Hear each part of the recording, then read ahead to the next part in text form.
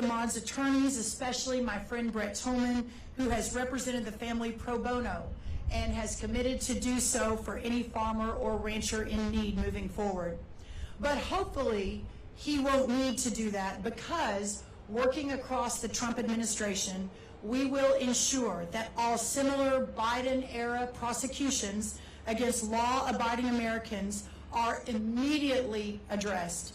We are ending regulation by prosecution in America and investigating how and why this wrongful prosecution of an American ranching family ever occurred in the first place. We are excited to announce this morning that USDA, right now at this moment, is launching a portal at usda.gov for all American farmers, ranchers, and producers who are subject to the similar egregious lawfare from the Biden administration. We will work with our counterparts, including my great colleague, Secretary Kristi Noem, and others across the Trump government to address any other government overreach in situations like this. We must ensure that our farmers and our ranchers have not and will not be targeted for living the American way of life. I also want to thank the incredible patriots behind me, many of whom you'll be hearing from quickly in just a second. Homeland Security Kristi Noem, of course, the former governor of South Dakota. Governor Rhoden from South Dakota in with us today. Senator Mike Rounds, Representative Dusty Johnson, and Representative Harriet Hageman, each of whom has spent a huge amount of time and passion and effort to help this family, and for that I thank them. Right now I want to introduce the family, Charles and Heather Maude. I also want to introduce, as I mentioned, their pro bono, their attorney, Brett Tolman. Charles is a fifth-generation rancher and farmer from South Dakota, fifth generation. When he was 17, he bought the land from his grandfather when he was 17. He is a graduate, a proud graduate, Kristi, of South Dakota State University. As I mentioned, a cattle, sow, and row crop farmer, and truly one of the greatest Americans that you will ever meet, alongside his incredible wife, Heather, and their two children, 9-year-old and 11-year-old, Kennedy and Lyle. Thank you all. Please help me welcome the incredible Maude family.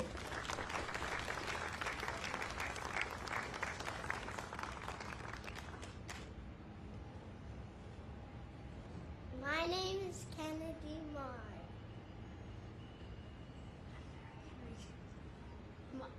My name is Lyle Maude. I'm Charles Maude, and I just thank all of you for being here today and all that you've done to help us. I'll let my wife speak. Okay. Thank you all for being here. My name is Heather Maude. I am the officially elected spokesman by these three. We would like to thank you all for being here. We would like to thank the people behind us for being here. Secretary Rollins, Secretary Noem, Dusty Johnson, Larry Rhoden, and Mike Rounds from the state of South Dakota, and Harriet Hageman. We are incredibly grateful to the Trump administration and all of these key players that have done so much so quickly relative to what we were facing before to get us where we are today. And I would just like to take a moment to briefly reiterate a bit of what Brooke said. We are both fifth-generation farmers and ranchers. Our families have a combined 250 plus years in production agriculture. We paused briefly in that pursuit in our grandfather's generation when both of my grandfathers fought in World War II, and Charles's great-grandmother is a 4-star war mom, meaning that 4 of her sons went to war and all 4 went home. But before and after fighting for the freedoms of this nation, we have pursued our primary passion that led Charles and I to find each other, which is production agriculture. And when this hit, it hit at the heart and soul of our place that has been in Charles' family since 1910. They came to the area in 1907 and purchased the adjoining property in 1910 and have managed it without issue and with great care since.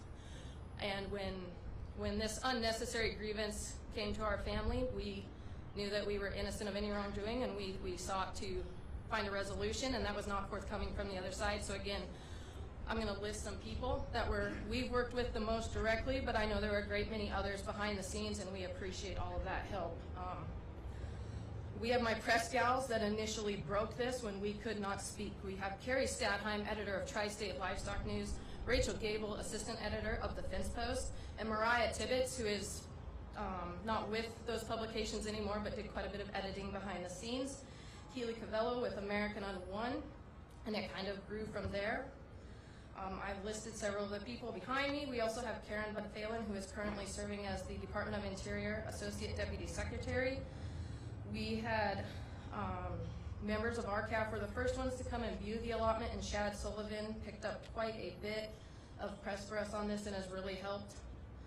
We have Ethan Lane, Senior Vice President of Government Affairs within CBA, who is instrumental and really helped us get this going right off the bat. Caitlin Glover, Executive Director of the Public Lands Council, who I'm very fortunate to have known for a number of years and who has just been by our side from day one, and we appreciate that. Wyoming Farm Bureau Federation, South Dakota Stock Growers Association. Our South Dakota State Representative Liz May brought 15 state legislative people and elected officials here the first weekend of April to view the allotment, and they have done a great deal of work since. We appreciate all of their efforts on our behalf. I want to thank my mom and dad. And I'd like to thank Charles' parents too. Our neighbors who stood up for us at the threat of retribution to their own operations that they still face until we get this completely resolved, and we are so thankful for the efforts that are being rolled out today to help make progress in the right direction. And everyone else who wrote, who contributed financially, and who prayed for us. May God bless you, and God bless America, and God bless American agriculture. Thank you.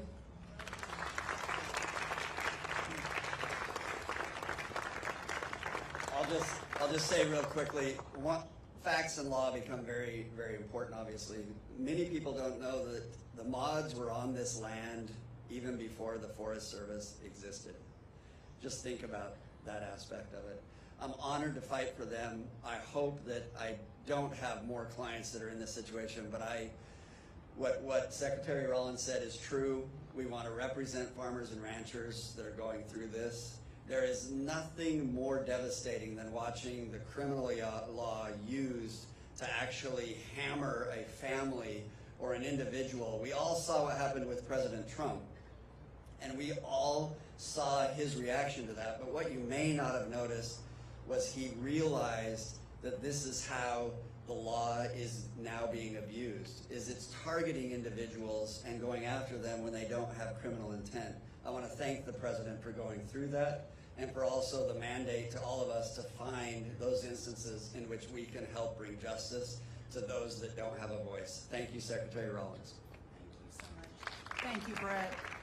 At this point, it's my great honor to welcome to the podium Secretary Kristi Noem, of course, our Secretary of Homeland Security, but former governor of South Dakota, and herself a farmer and a rancher. So, Secretary Noem, what an honor to have you here.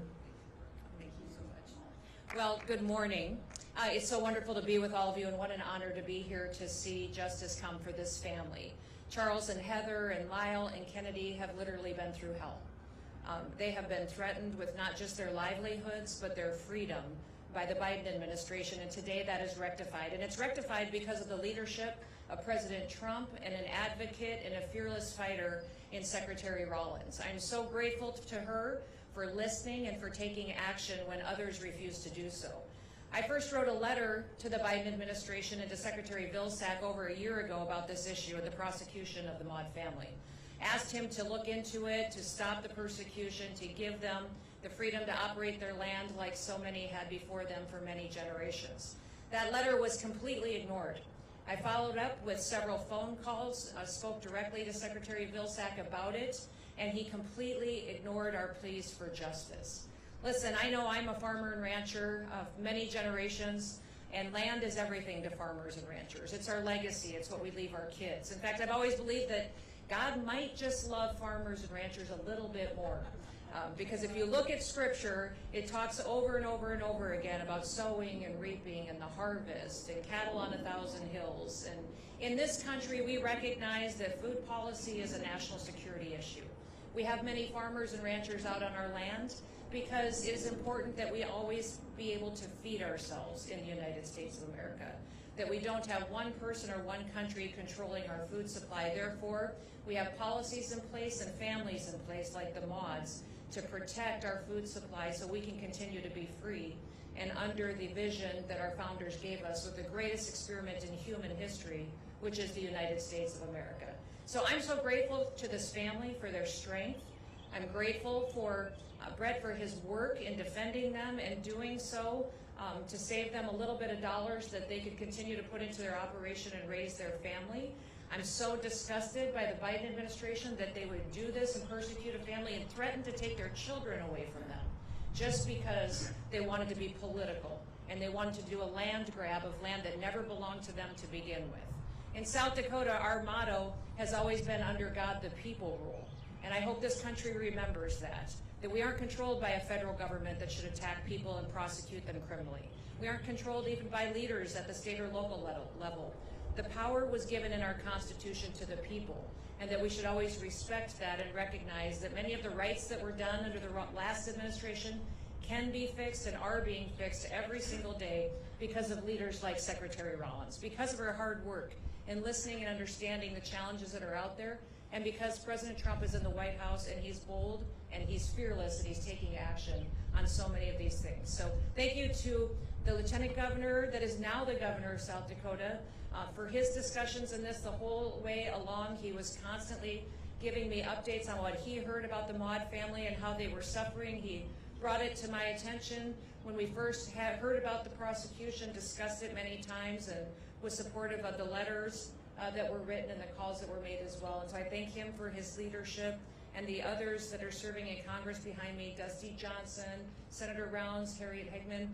They've just been fantastic and unified in making sure that we saw the right thing get done today, and we'll continue fighting for our nation's farmers and ranchers. God bless you. Speaking of the governor of South Dakota, I've talked to a lot of people over the last few weeks about this case, but no one more than Governor Rhoden. So certainly appreciate his diligence on this issue and the conversations we had many, many times, and getting to this point. Himself a farmer and a rancher, Governor Rhoden of South Dakota.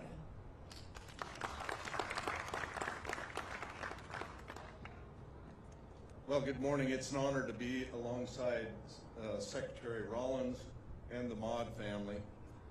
The Maude family has been put through hell by the overreaching federal government. And today we restore sanity, we restore fairness and justice. And we send a clear message to the American people that this administration stands with you. The federal government threatened the Maudes with up to a $250,000 fine and 10 years in prison, all for working the land to put food on the table for the American people. Here in Washington, we're about 1,500 miles away from their home ranch. And that it doesn't strike too close to home for a lot of people, but it strikes close to home for me. My ranch is about 70 miles from their ranch on land that my family has ranched for generations. And their ranch has been in their hands for a number of generations. I have spent my entire career in public service fighting for property rights, for freedom from government intrusion, and for a government that follows common sense. 7 years ago, a lifelong farmer and rancher became governor, and she picked me as her lieutenant governor. Of course, that was Kristi Noem. As far as we know, we're the first governor, lieutenant governor of farmer ranchers, possibly in the history of the nation. And we went immediately to work for the farmers and ranchers of South Dakota. So when the Maude situation came up over a year ago, we went to work. We did our work quietly so we could be effective. Governor Noem asked Secretary Vilsack to back off, and we never publicized that. It wasn't about picking a fight with the Biden administration, and it wasn't about chasing headlines. It was about delivering real results for Charles and Heather Maude. Unfortunately, Secretary Vilsack, President Biden ignored our pleas. But that all changed in November. President Trump was elected by the American people, and he chose my friend Kristi Noem to be his Secretary of Homeland Security. And he chose Brooke Rollins to be the Secretary of Agriculture. And I rose to the office of Governor of South Dakota. It was less than a month after that, I visited D.C.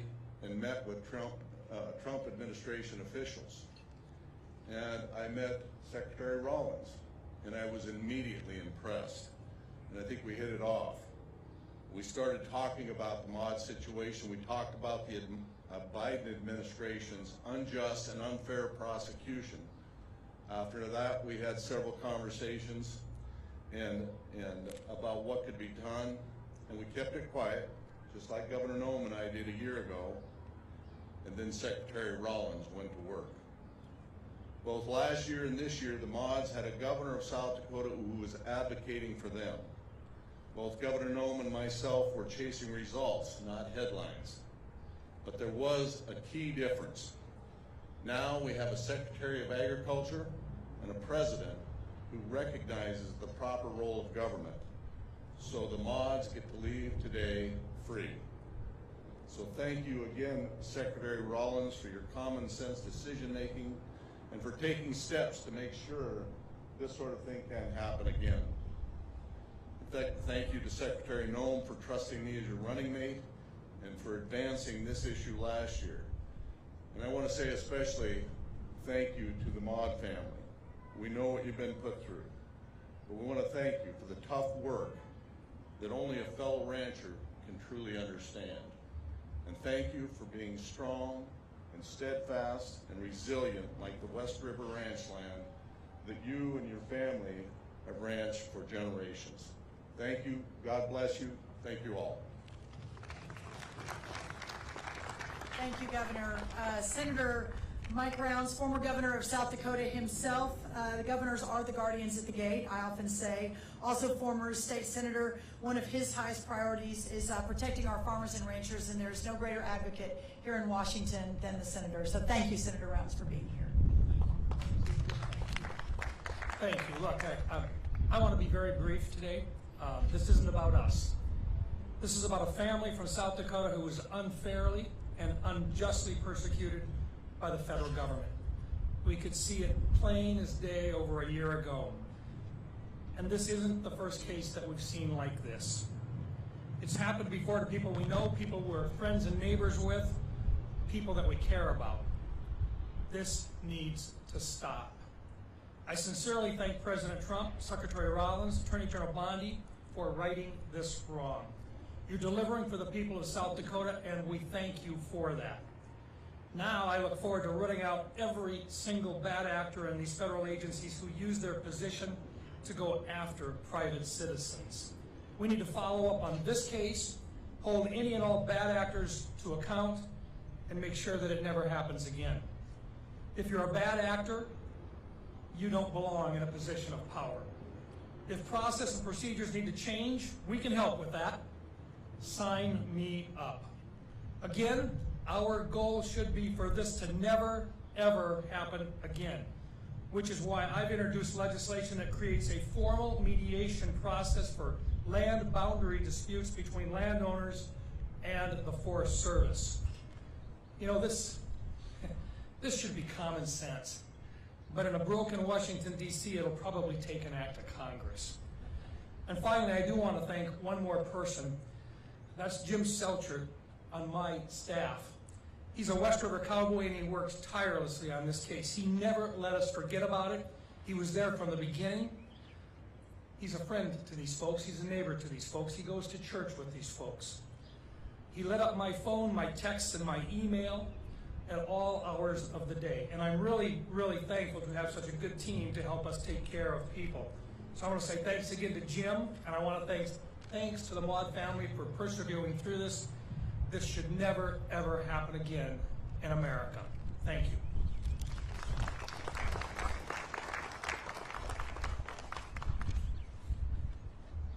Congressman Dusty Johnson, he is here with us as well, member of the House Ag Committee and specifically representing the Maude family. Congressman Johnson, thank you. Ladies and gentlemen, there are indeed bad men and bad women in this world, those who conduct acts of evil in the darkness. I think we would all want a federal government that would prioritize the prosecution of those villains. What kind of an administration, what kind of a government instead prosecutes Charles and Heather Maude? They have been remarkable. After I talked to Charles at Dakota Fest, I walked away and said to his staffer, it is amazing how calm he is in the eye of the hurricane, how resolute he is. The Maudes have had an intestinal fortitude. They knew, maybe because of their faith, that if they continued to work on this, that better days were ahead. Success has many fathers and mothers, and indeed a lot of very great people have been gathered. But I also, I've got to say something about Harriet. For a year, almost not a month has gone by where Harriet and I haven't been talking about this, because she has a passion. This has been her career work, making sure that the federal government does not overstep its bounds. And to Chairman Westerman and Chairman Jordan, who also joined with us in lending their voices, their phone calls, their pens to this effort. I want to thank Secretary Rollins, I want to thank Secretary Noem, I want to thank President Donald Trump. Elections have consequences. And so today is a good day, and I just, from the bottom of my heart, want to apologize to Charles and Heather and their family, and I want to thank them for their persistence.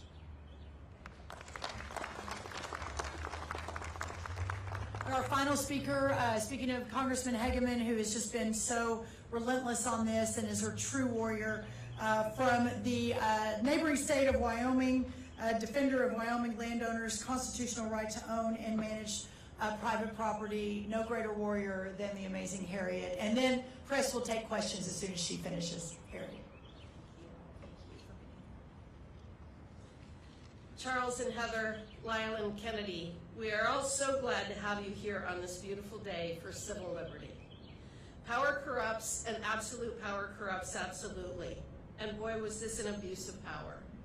This case was a clear example of the dangers of unelected bureaucrats with far too much power, weaponizing the full force of the federal government against a small family operation that has been in place for generations. The last 4 years brought the misuse of federal law enforcement powers against the American people. The Maudes experienced this, having an armed rogue agent show up on their doorstep, never having been given any kind of indication that there was cause for concern. The agent had complete disregard for the decades-long relationship between the Maude family and the agency, and used his role in an unconstitutional effort to make felons out of farmers. But gone are the days of a government working against the people. Under the leadership of President Donald J. Trump and those individuals he surrounded himself with, like Secretary Rollins and Attorney General Bondi, we now, once again, have a government of, by, and for the people. Within his first 100 days in office, the President has addressed and resolved multiple measures taken by the last administration to prosecute hardworking Americans. President Trump knows firsthand the catastrophic implications of lawfare imposed by an overreaching government, and actions like this show that business as usual is no more. Charles and Heather, I want to commend you. You are an example of what real America is all about.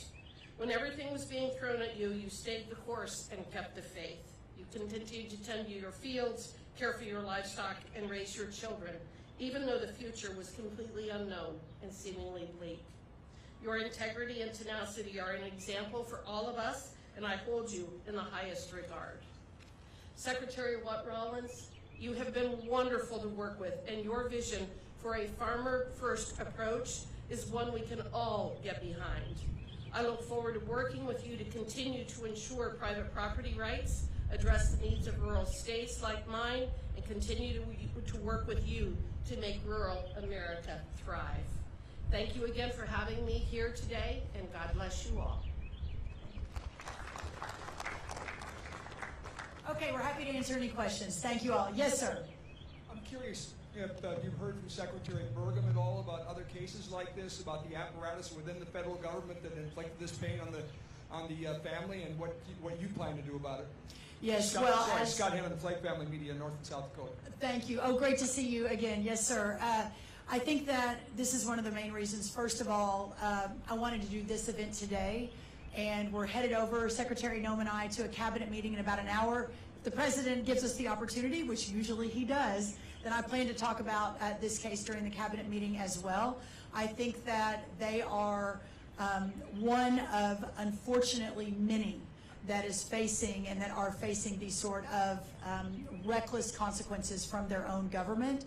And I believe what President Trump, with Secretary Noem, our entire cabinet, what we represent is a new day in Washington and returning the power to the people as our founders envisioned. And what happened to the Maude family goes directly to the heart and the soul of what and who we represent and what we're doing in America. So yes, those conversations are ongoing with our friends across the cabinet. Of course, I'm very focused on farmers and ranchers, but this is for all Americans that have been treated unfairly by their government.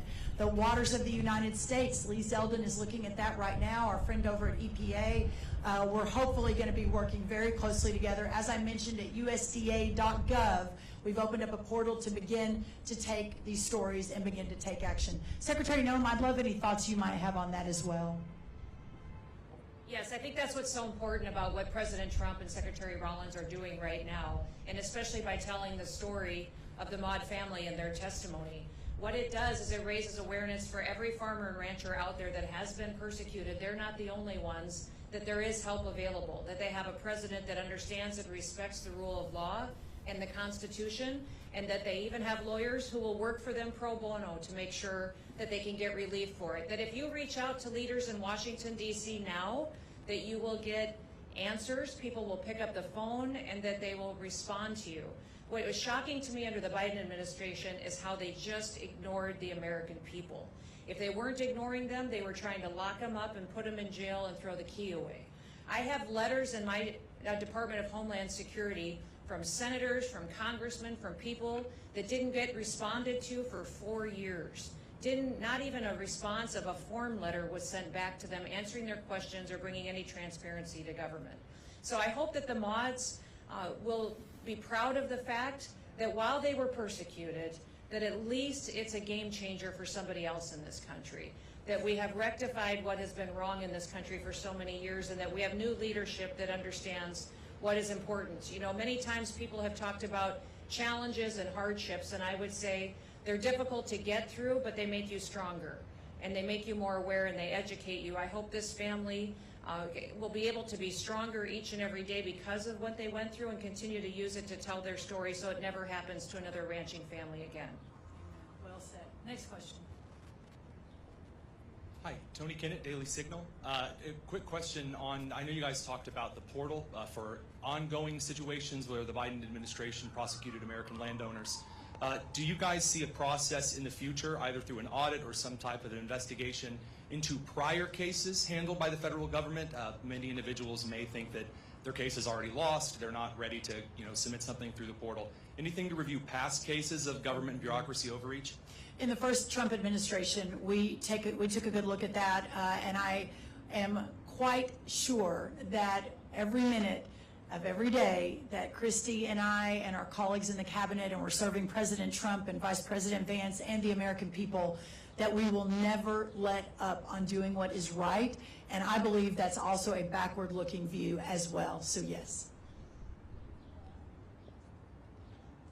The senator mentioned that he was looking at legislation, but is there something that the Forest Service can do already before you even have to have legislation to try to handle disputes like this? And if I could also have a follow-up for Secretary Noem, how do you feel about your protection from the Secret Service, given what happened with the incident at the restaurant recently in Washington? I'm Evan Perez for CNN. Look, here's the deal. If this was in South Dakota, common sense would just say you sit down and figure out whether or not the fence line is right. This is not complicated.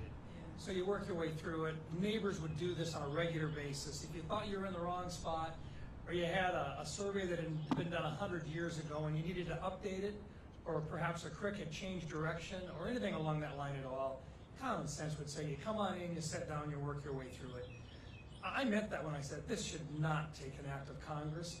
I don't think during this administration, with the approach that President Trump has taken, I don't think you're going to find him out going after farmers and ranchers because of a boundary dispute. I think what you will find during this administration is one where they sit down and they work their way through it. Whether it's because of an issue surrounding a waterway or because of a meandering creek or anything along that line at all. But this is the time in which you fix it so that when future generations have to deal with this kind of thing with a different attitude in an administration, that they know that there is a process in place that protects their rights. There's a process in place so you don't have the threat of a criminal prosecution over a land boundary dispute. It shouldn't take an act of Congress, but in this case, in Washington, D.C., it probably will. And let me just address very quickly the Forest Service. We are under a significant reform analysis and reorganization, and so news will be coming out on that soon. But let me just say quickly, and then I'll turn it over to Secretary Noem, that the leadership of the Forest Service, in fact, many of the careers, all of the careers that I've met with, are firefighters, our wildfire firefighters on the front line. We have tens of thousands of Forest Service employees here at USDA, and to a person, the ones that I have met have been hardworking and patriotic, and I'm so proud of that team that works to keep our countries and our forests safe. But as we have learned here in Washington, certainly under Trump 1, again under Trump 2, is that there are a lot of rogue bureaucrats, and the administrative state is ruling way too much of America right now, and that is what President Trump has tasked us to fix, and that is what we will fix. You know what I would say about the Forest Service and the Biden administration is they did not have to take this action. They chose to take this aggressive persecution of this family to the extent that they did. There are already provisions in law that allow the Forest Service to resolve this and could have given the Maude family the land that their family has been on for generations without a fight like this, without a persecution like this. So this was a purposeful attack on their family and their freedom and their livelihood that, thank goodness, because of a new administration, we don't have anymore today. As in regards to your question, we have Sean Curran, who's the new Director of Secret Service, who I have full faith and trust in. And I would also say that my experience was just a little bit of what the American people have been living with for years. The American people have been living in communities where they've been victimized by illegal criminal aliens, and the perpetrators of the crime against me had done this dozens of times to people across this country over and over and over again from city to city. I'm thankful they're off the streets. I'm thankful that they're now going to face the punishment for their crimes, and it gives me new motivation and the President new motivation every day to continue to do the work that we're doing, and that is cleaning up America and making sure that we're getting it safe again for the families who live here. One quick thing, I hope it isn't lost on the press especially, that while we're standing here with a fifth-generation rancher with their 2 young children who are great Americans who've never done anything wrong, that the Biden administration was actively working to put in prison, while at the same time, many of those same elected officials on the other side are actively working to get out of prison gang members, illegal aliens, etc. We are not the same, and I think that's an important point to make today. Yes, sir, on the end. Hey there. Luke Barr with ABC News. For Secretary Noem, you're the former governor, you're a rancher. I guess, what does this mean to you that the charges against this family were dropped? And then if I can, the Pakistani government says they arrested an ISIS suspect linked to the New Orleans Day terrorist attack. Can you talk to us a little bit about what the foreign nexus to the suspect is and if they'll come to the U.S. to face charges? Well, I don't want to speak specifics on that investigation that's still ongoing, but yes, this is someone who's tied to those New Year days attack that happened in New Orleans, and we're grateful that this investigative work continues to go on every single day to bring these terrorists to justice. You know, President Trump, since he's been in office, we have removed over 240 known terrorists, people that are on the terrorist watch list that we have picked up and removed from this country already because of his leadership and his focus on law and order. So I'm just so grateful for him that he recognizes the danger that we're in this country, and know that there are many more out there that we still have to make sure that we're removing to keep our country safe. So many times when we talk about national security, we talk about it from beyond our borders.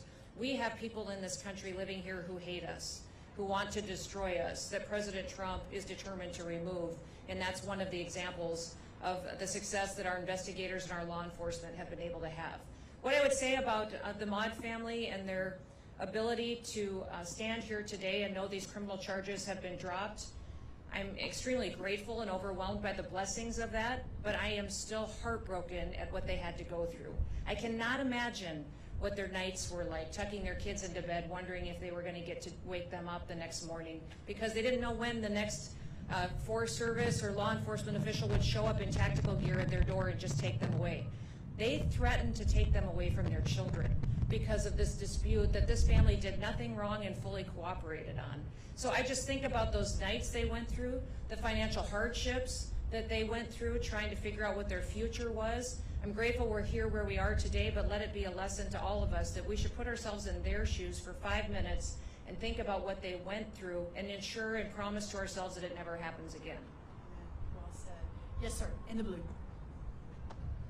And this will be last question. This is all. Hello? Yeah. Oh.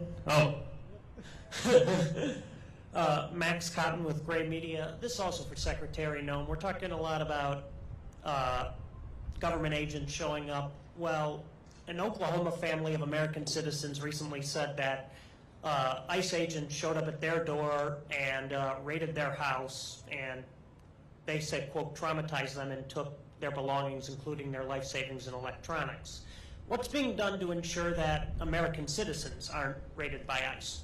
Now, I will tell you that every single case that we are tackling right now is based on a case that is built up over much research, enforcement, information from different branches, whether it be local, states attorneys, U.S. attorneys, the DEA, ATF, the cooperation that we're seeing at the local and state level to build the cases of where we go and what we do to interdict criminals is done and done properly. So every single specific situation I can't speak to directly, but I will tell you that I trust that the work that is being done appropriately, and that when we are interdicting certain individuals, it's because of the perpetuating crimes that they have conducted throughout their communities and throughout their states and country.